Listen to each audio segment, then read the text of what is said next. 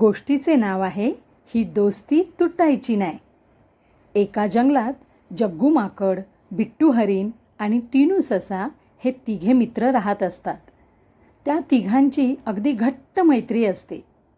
एकदा दुपारी जंगलामध्ये ते तिघेजण एका झाडाखाली छान निवांत गप्पा मारत बसलेले असतात. थोड्या वेळाने जग्गू माकड म्हणतं, थांब रे जरा, मी झाडावरचे आंबे घेऊन येतो. आणि ते झाडावर पटकन उडी मारतं. तेवढ्यात बिट्टू हरीण म्हणतं, मी पण जरा तोपर्यंत गवत खाऊन घेतो.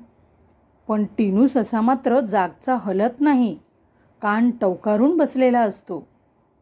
जग्गू माकड आणि बिट्टू हरीण त्याला म्हणतात, काय रे टीनू, का रे बसलास, ये ना तूही खायला. तो म्हणतो, नको रे बाबा, मला तर सारखं वाटतंय की कोणीतरी येईल आणि आपल्याला पकडेल. त्यावर जग्गू माकड म्हणतं, कोणी आलंच तर मी या झाडावरून त्या झाडावर उडी मारेन आणि पळून जाईन. बिट्टू हरीण म्हणतं, मी तर खूप जोरात पळू शकतो. त्यावर टीनू म्हणतो, वा, म्हणजे तुम्ही दोघेजण मला एकट्याला सोडून जाणार. त्यावेळेला जग्गू माकड म्हणतं, अरे गंमत केली रे टीनू, कशाला घाबरतोस, असं कसं करू आम्ही, कशाला सोडून जाऊ तुला, आमचा मित्र ना तू. आणि तेवढ्यात काय होतं, अचानक जग्गू ओरडतो, अरे खरंच एक शिकारी इकडेच येतोय. आणि जग्गू लगेचच झाडावरील फळे तोडून शिकाऱ्याच्या अंगावर जोराजोरात फेकायला लागतो.